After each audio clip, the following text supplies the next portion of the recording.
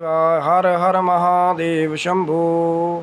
हर हर महादेव। जय माता दी मित्रों, कैसे हैं आप सब। शिवशक्तम चैनल पे आप लोग का हार्दिक स्वागत है। और चैनल पे यदि नए हैं तो विनम्रता से निवेदन करूंगा कि चैनल को सब्सक्राइब कर लें, ताकि हमारे द्वारा वो जो दिव्य प्रयास चल रहा है कहीं ना कहीं कि मान्यता प्राप्त गीता प्रेस गोरखपुर के संदर्भ से आपको महाशिव पुराण की दिव्य लीला जो है श्रवण कराई जाए। और कहीं ना कहीं क्रम से 12 ज्योतिर्लिंगों की जो कथा चल रही है, आगे 10वें ज्योतिर्लिंग के बारे में सूत जी ने वर्णन करते हुए कहा कि एक बार दारुका नाम की राक्षसी थी, और दारुक नाम का उसका पति था, जो कहीं ना कहीं एक घने वन में जो है कहीं ना कहीं लोगों को सताया करते थे, क्योंकि माँ जगदम्बा का आशीर्वाद था दारुका को, जिसकी वजह से वो कोई भी मायावी रूप जो है जंगल में उसको कहीं भी ले जा सकती थी।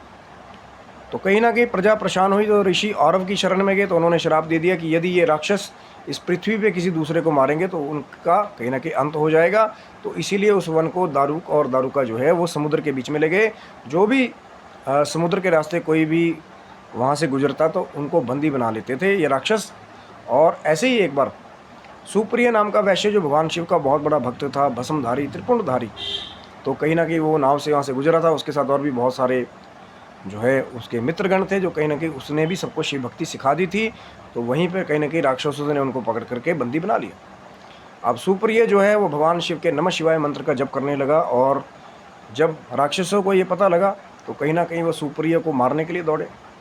लेकिन कहते हैं कि जैसे ही वो सुप्रिय को मारने लगे तो भगवान शिव देवादिदेव महादेव शंकर एक विराट स्वरूप से 4 खंभों वाले मंदिर के साथ जो है वहाँ पे प्रकट हुए, और अपने पाशुपत अस्त्र से जो मुख्य राक्षस थे कहीं ना कहीं उनका अंत कर दिया।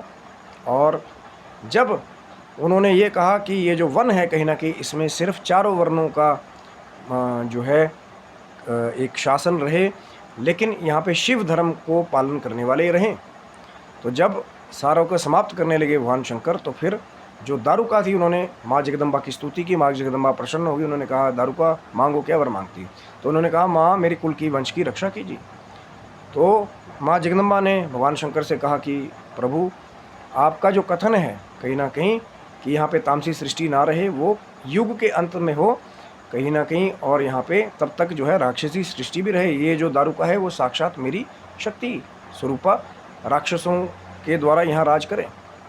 तो भगवान शंकर ने भी कहीं ना कहीं वरदान दे दिया, और ये कहा कि यहाँ पे महासेन का पुत्र वीरसेन आएगा, और जो भी यहाँ करके दर्शन करेगा वो चक्रवर्ती सम्राट हो जाएगा। तो ये कहीं ना कहीं भगवान शंकर ने आशीर्वाद दे दिया, और भगवान वहाँ नागेश्वर रूप से और माता रानी वहाँ नागेश्वरी के रूप से सदा के लिए स्थित हो गए। और भक्तों को ये जो शिवलिंग है कहीं ना कहीं जो नागेश्वर नाम से कहीं ना कहीं प्रसिद्ध हुआ, तो भक्तों को भोग और मोक्ष दोनों देने वाला है।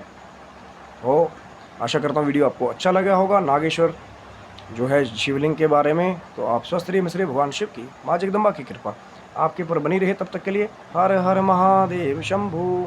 जय माता दी। और जो बाकी बचे 2 शिवलिंगों की कथा कहने के उसको भी आप श्रवण कर सकते हैं सिर्फ शिव शक्तों चैनल पे। तब तक के लिए हर हर महादेव।